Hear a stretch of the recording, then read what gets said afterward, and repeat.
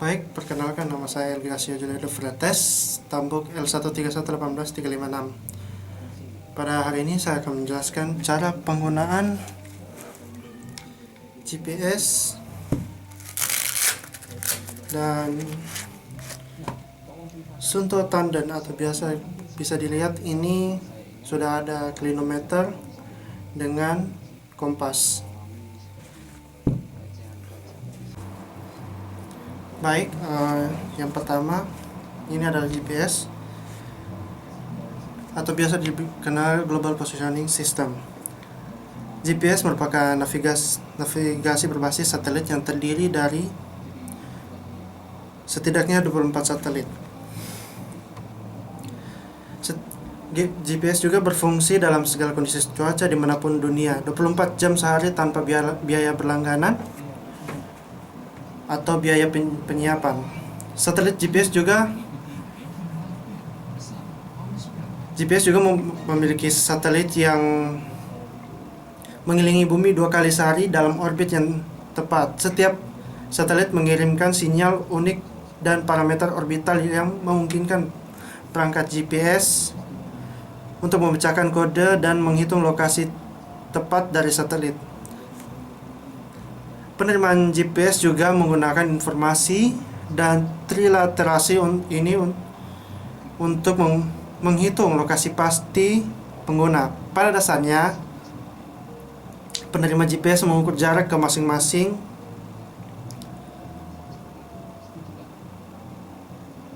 satelit dengan jumlah waktu yang diperlukan.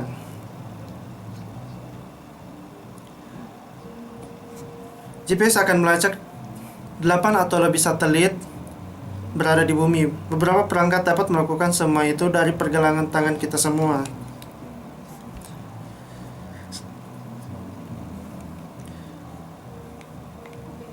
Penerima GPS saat ini sangat akurat. Berkat desain multi saluran paralelnya, penerima kami mengunci ke satelit ketika pertama mereka kali dihidupkan. Mereka tetap mempertahankan kunci pelacakan pada pepohonan yang padat atau di lingkungan perkotaan. 31 satelit yang saat ini membentuk segmen ruang GPS mengorbit bumi sekitar 12.000 mil di atas kita. Satelit-satelit ini terus bergerak membuat 2 orbit lengkap dalam waktu kurang dari 24 jam. Mereka melakukan perjalanan dengan kecepatan kira-kira 7.000 mil per jam. Penguat roket kecil menjaga setiap satelit terbang di jalur yang benar.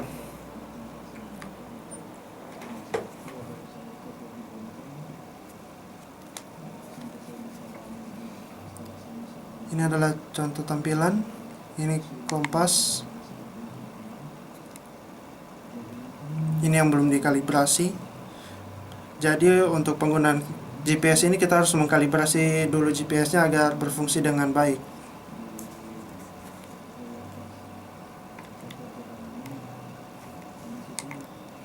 Ini juga adalah bentuk map dari GPS. Jadi apabila kita sudah menemukan titik dan kita akan kembali pulang lagi ke titik sebelumnya, kita tidak akan tersesat.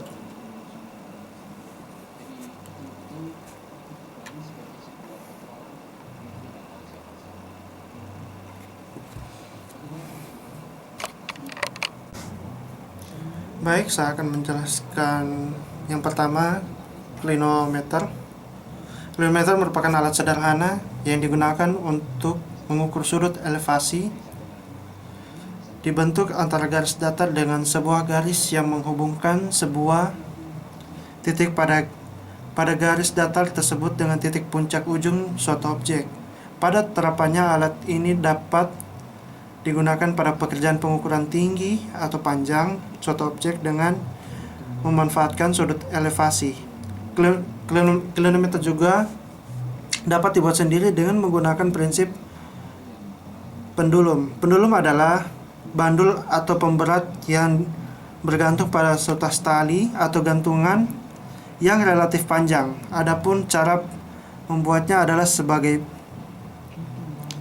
contohnya seperti kita memakai busur. Jadi ketahuan nanti akan kemiringannya. Nah, sedangkan yang saya pegang ini Untuk tandem ini sudah dengan kompasnya, jadi kita tinggal melihat lihat kemiringan, bisa melihat kemiringan, juga bisa mengukur ketinggian.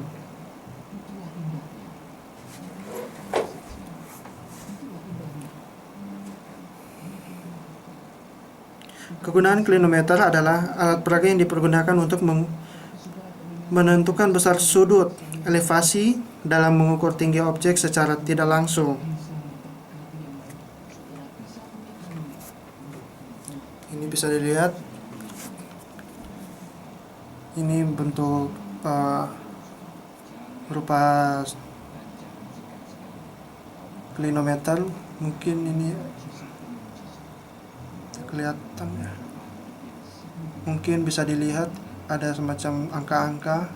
Itu sebagai contohnya, misalnya kita mengukur ketinggian atau kemiringan dari suatu objek yang sangat tinggi.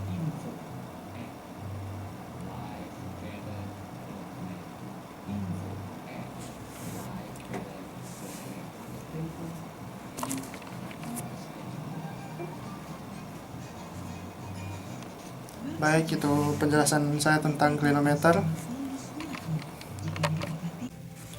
Baik, selanjutnya saya akan menjelaskan kompas.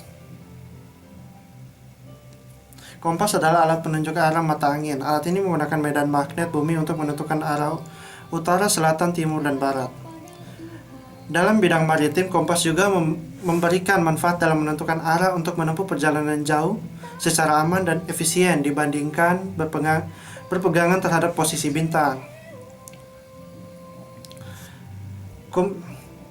Pada dahulu, kompas magnetik pertama kali ditemukan dan digunakan sebagai alat untuk meramal pada tahun 200 sebelum Masehi atau awal dinasti Han, Tiongkok. Kemudian teknologi magnetik ini diadopsi oleh dinasti Song pada abad ke-11. Fungsi dari kompas dan manfaat kompas ini ialah mengukur besar sudut kompas, mengukur besar sudut peta, menentukan letak orientasi, mempermudah perhitungan dan pembacaan peta. Prinsip kerja kompas ini adalah adanya gaya tarik menarik antara magnet pada jarum kompas yang terbuat dari magnet memiliki kutub utara dan selatan dan akan selalu menunjuk arah utara ke selatan.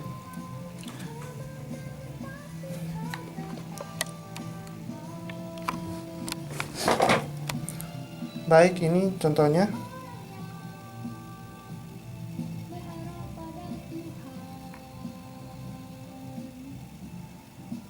Contoh kompasnya.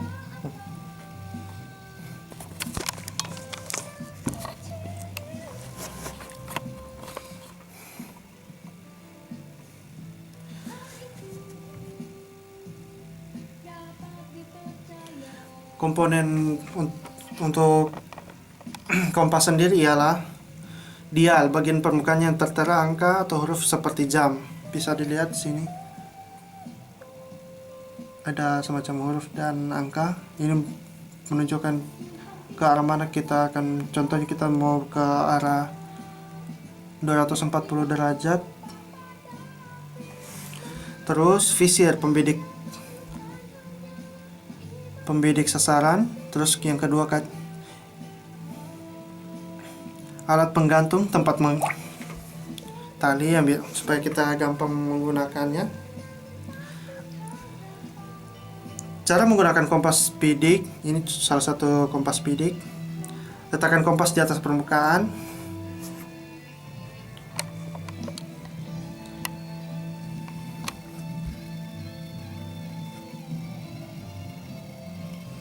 Mungkin ini perbedaan.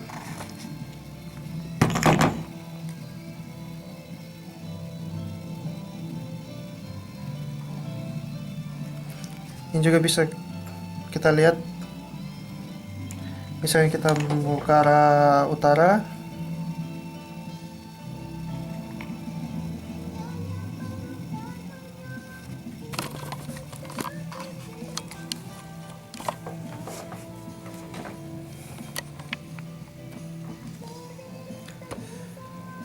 apabila penglihatan visir diragukan karena kurang jelas, karena kurang jelas terlihat dari kaca pembesar, luruskan garis pada tutup dia. Jadi misalnya kalau ada yang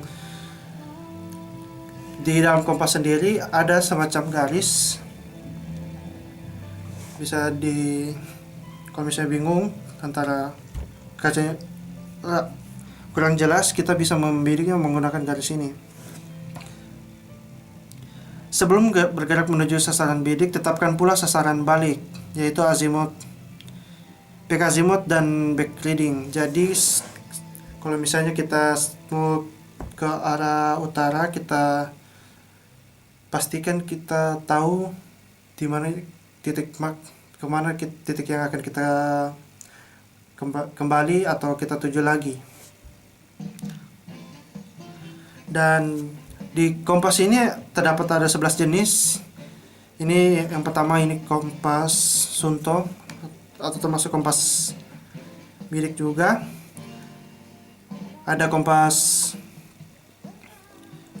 biasa atau analog. Ini juga termasuk kompas analog.